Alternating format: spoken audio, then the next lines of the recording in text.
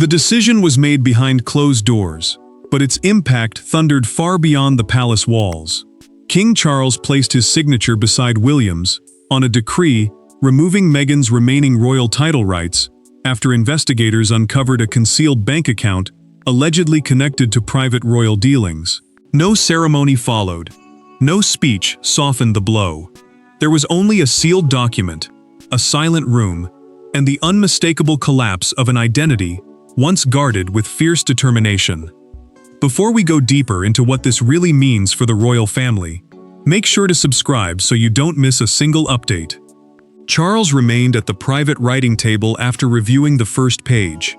The decree, a written order carrying crown authority, did more than remove ceremonial standing. It barred Meghan from using the royal designation in business ventures, charitable campaigns, invitations, or public arrangements that might suggest palace approval. That mattered because the title carried trust and commercial power far beyond Britain. William stood opposite his father, watching the monarch read the final page twice. He did not celebrate. The prince looked exhausted, his jaw tight after years of warnings, compromises, and attempts to contain distrust. When Charles hesitated above the signature line, the future king said that another delay would expose the institution to deeper damage. The king understood the cost.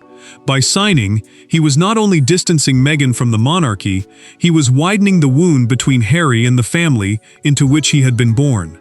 The hidden account surfaced through persistence. A junior financial analyst, examining a dormant royal associated entity, noticed repeated transfers filed under slightly altered reference names. One payment carried an internal palace code that should never have existed outside palace records. The Royal Foundation, an organization created to support approved charitable work, had never authorized those movements, yet its reputation appeared to have given the transactions credibility. Minutes before the announcement, Meghan received a secure message from her legal team in California. She read the words "Royal Designation Withdrawn," gripped the edge of a table, and demanded to know who had given the palace access to the financial trail. Her anger rose faster when another document arrived. Harry's name stood inside the preliminary correspondence, close enough to the account to raise a question no one in London could ignore. The decree had ended the title, but it had not revealed who opened the account, who approved the transfers, or whether the Duke understood what was moving beneath his name. As the ink dried in London, and Meghan's disbelief hardened into anger, the crisis moved beyond titles and money, toward the wounded relationships now standing behind every signature. Behind the decree stood four people, carrying four entirely different versions of betrayal. Charles saw a monarchy placed in danger. William saw a boundary crossed after years of warnings. Meghan saw punishment disguised as constitutional duty. Harry saw his father and brother closing ranks against the woman he had promised to protect. The account was financial, but the battle surrounding it was painfully human, and every person involved believed someone else had forced their hand. Charles carried the crown as a trust, not a possession. To him, the monarchy belonged to the future as much as the present, and every unexplained financial link threatened the public faith, holding that future together. Yet the king also knew the decree could cost him Harry for good. William felt a different burden. The prince believed every unresolved scandal would eventually reach Catherine, George, and the reign he was expected to protect, making the account not merely Meghan's crisis, but a danger waiting for his own family. Harry received the decision alone, while a lawyer read each clause in a measured voice. He remained silent until the withdrawal was described as immediate. Then he asked whether Charles had signed it personally. When the answer came, the Duke's expression hardened, because the decision no longer felt like palace procedure. It felt like a father choosing the institution over his son. Meghan walked away from her advisors before anyone could offer comfort. She closed the door, stood in silence, and returned with controlled fury. To her, the title represented more than ceremony. It carried the sacrifices, humiliation, and relentless judgment she believed she had endured after entering royal life, and losing it felt like being publicly erased by the family that had once demanded her loyalty. Her lawyers insisted the hidden account belonged to an abandoned charitable project and had never been personally controlled by her. Palace advisors answered with authorization forms bearing digital approvals linked to her office. Then another fact emerged. Months earlier, Harry had been sent a private letter asking him to clarify financial structures connected to royal branding, meaning the use of royal names or symbols to give a project authority. He never saw the attached evidence. An advisor had filtered it out, convinced the palace was trying to intimidate the couple. Inside that missing attachment sat the first reference to the internal account code, proof that the disaster might have been stopped before the decree existed. Now everyone wanted to know who intercepted the warning, why it vanished, and whose interests had been protected by silence. That lost warning now pulled the story backward, toward the single palace encounter that transformed quiet suspicion into an irreversible investigation.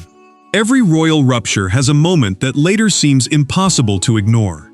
In this case, it occurred months earlier during a private Windsor reception, when a donor approached William with a question that sounded harmless but carried devastating implications.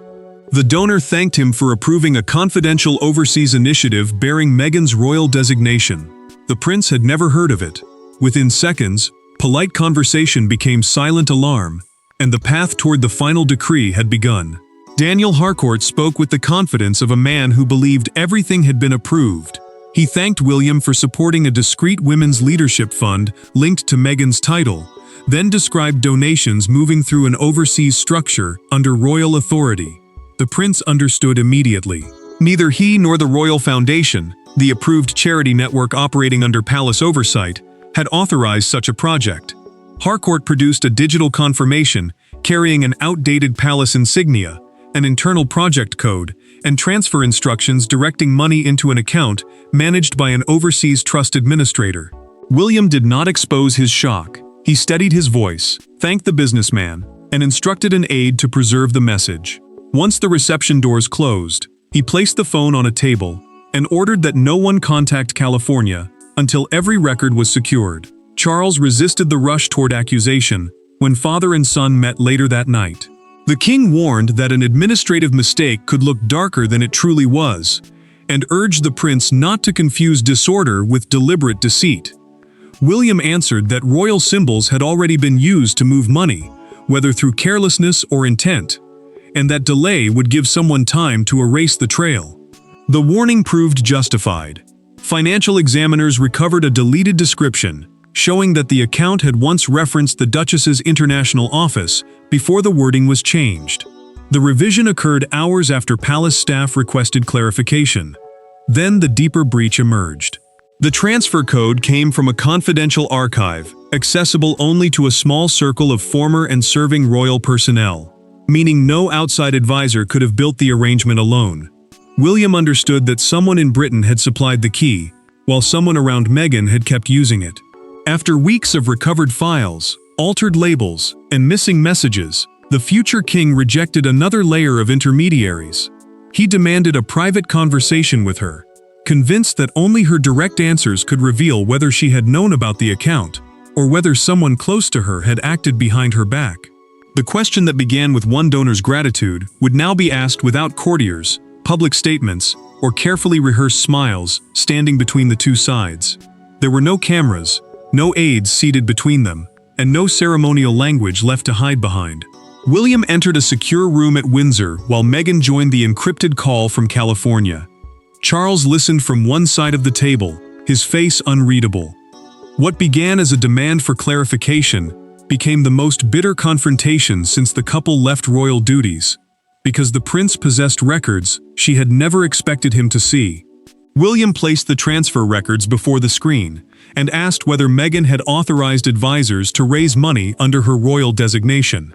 The designation, the formal name linking her to the monarchy, carried influence far beyond ceremony, which meant every use of it could suggest crown approval.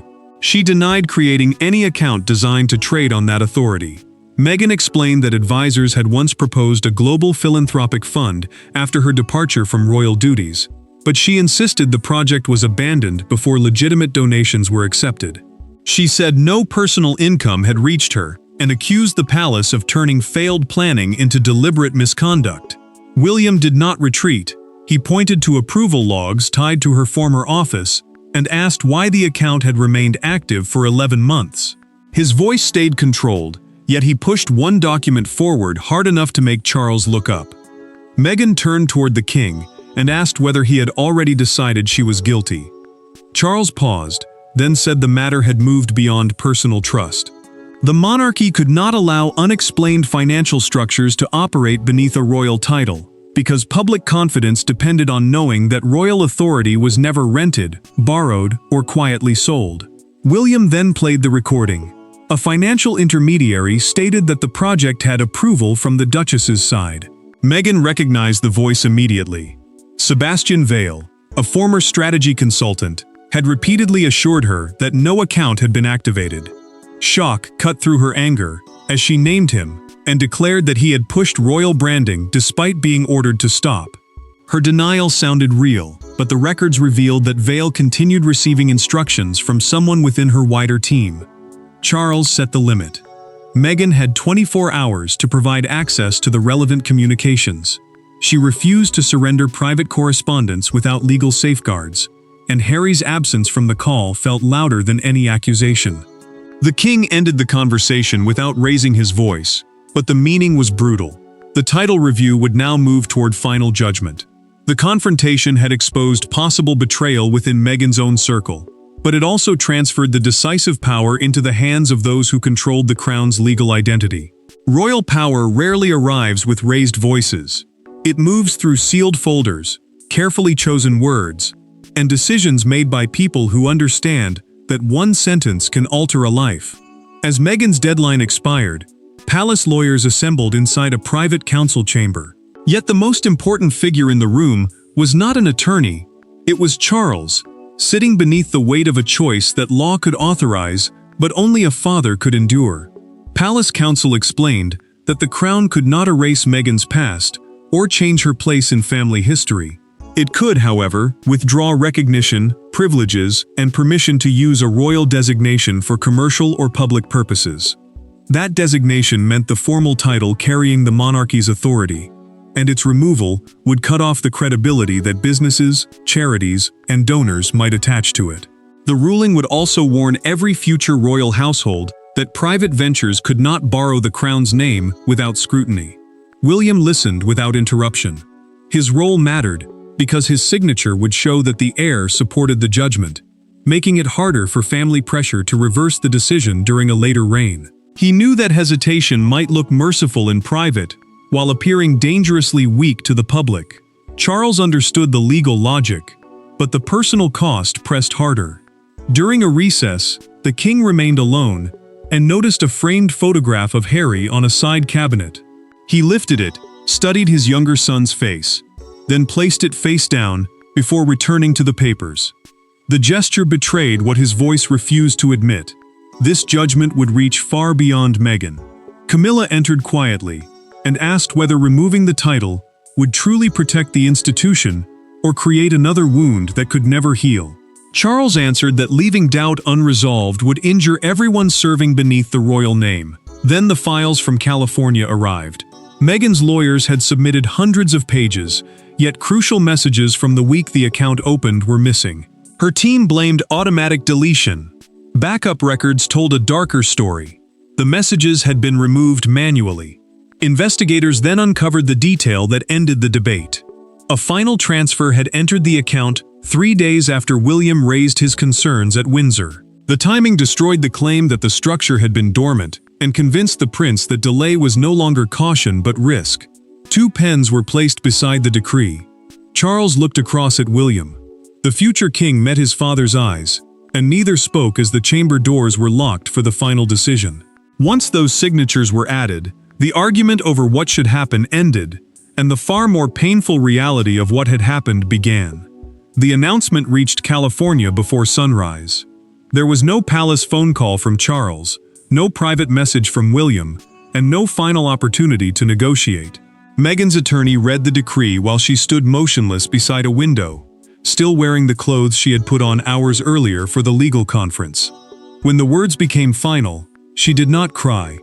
She removed a ring, placed it on the table, and asked what remained under her control. Her lawyer answered with brutal clarity. The decree required the royal title to disappear from websites, business proposals, charitable materials, formal invitations, and every future public introduction. Existing contracts would also face review for unauthorized royal association, meaning any use of the monarchy's name or status without official approval. The consequences moved quickly because the title had carried influence, trust, and commercial value long after Meghan stepped away from royal duties. Palace staff received new instructions within minutes. Official correspondence would now use her personal name, while archived records remained unchanged as part of history. No active communication, however, could present her as a working or authorized royal figure. Meghan listened without interruption, then asked everyone to leave. When the door closed, she gripped the back of a chair and whispered that the family had finally taken the one thing they always believed she never deserved. Harry entered moments later, anger already rising. He blamed Charles and William, demanded a public challenge, and argued that silence would make the decree look justified. Meghan stopped him. The title was already gone, she said, and a reckless attack could make them appear terrified of the financial evidence. Then another crisis broke. Sebastian Vale stopped answering calls, vacated his office, and left behind encrypted storage devices no one could immediately open. The former consultant's disappearance suggested the account had served a purpose far larger than reputation or charity. Meghan's fury sharpened into resolve. She authorized her lawyers to recover every surviving message, payment request, and recorded meeting involving Vale, determined to prove that she had been deceived rather than protected. Hours later, technicians restored part of a damaged audio file. Vale could be heard speaking to an unidentified British contact about the account, the palace code, and the moment scrutiny began. Harry listened once, then demanded the recording be played again. The voice on the other end sounded familiar enough to strip away his certainty and replace it with fear. He no longer wanted a press statement. He wanted his father, and this time, Harry needed the truth. The title had been taken in public, but the recording now forced father and son toward a reckoning. No decree could settle for them.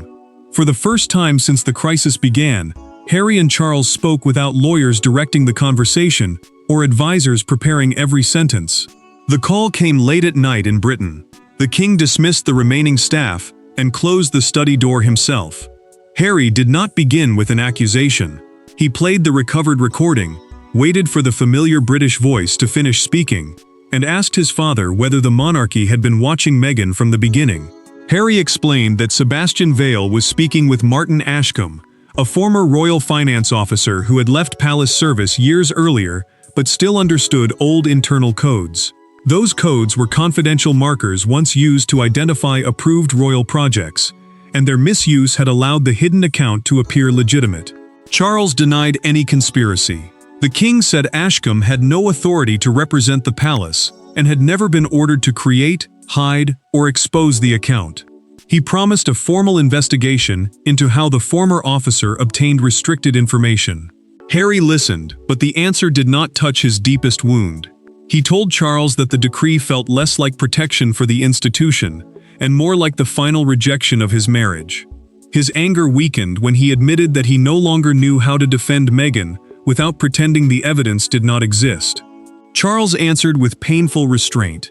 The monarch acknowledged that he had allowed legal language to replace the conversation he should have had as a father. He would not reverse the ruling, but he apologized for letting attorneys deliver a judgment Harry deserved to hear from him directly. The recording cleared one part of the mystery. Vale and Ashcombe had built the account structure using stolen royal information. Yet recovered messages also showed repeated warnings had reached Meghan's office and had not closed the project. Silence followed. Then Harry said he would not ask for the title to be restored. Instead, he requested a public statement separating failed oversight from deliberate personal theft. Charles agreed, but only if every account record, message, and authorization file was surrendered. Harry ended the call and walked into the next room. Meghan studied his face as he told her that resistance would now look like concealment, and that complete disclosure was the only path left. For several seconds, she said nothing. Then she handed her lawyer the authorization code. The choice cost her pride, but it also forced every decision into the open. where neither loyalty nor anger could bury it.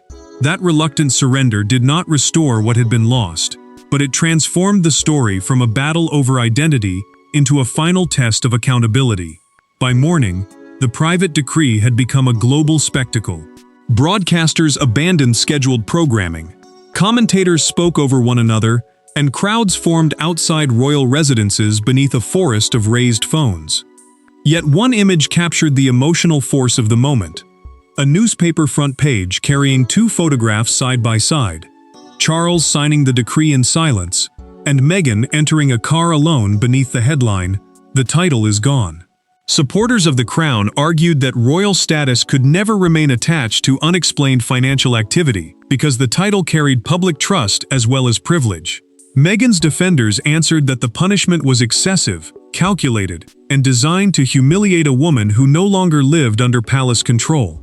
The palace then issued a precise statement. It confirmed that the designation, the formal title recognized by the monarchy, had been withdrawn because oversight duties were not met. It also stressed that investigators had found no proof Meghan personally stole money from the account.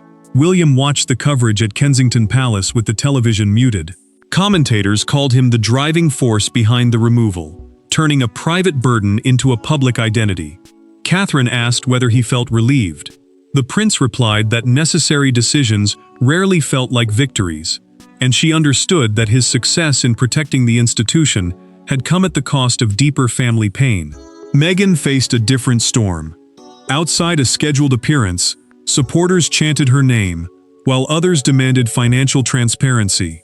She paused before entering, torn between acknowledging those defending her and avoiding any gesture that might inflame the crisis.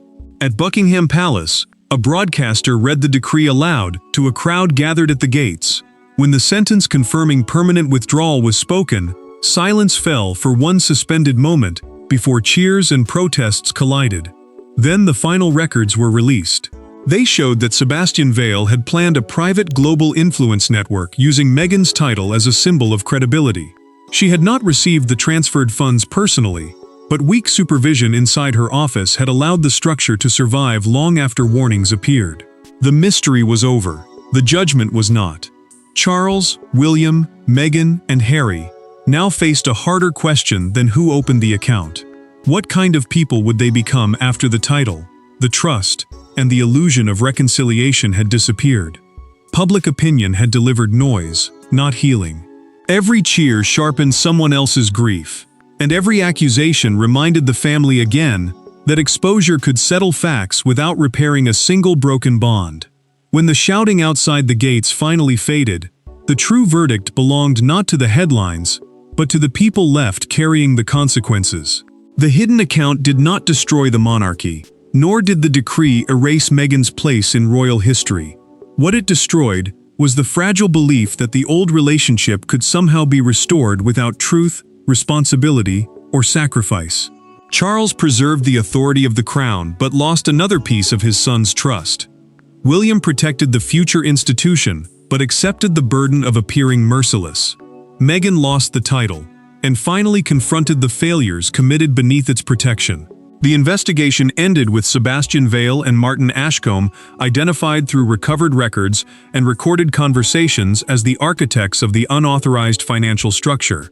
The account was frozen, the money was returned to donors, and every connected organization faced independent review. That mattered because the scandal had never been only about one hidden account. It was about whether royal authority could be borrowed, traded, or used without consequence.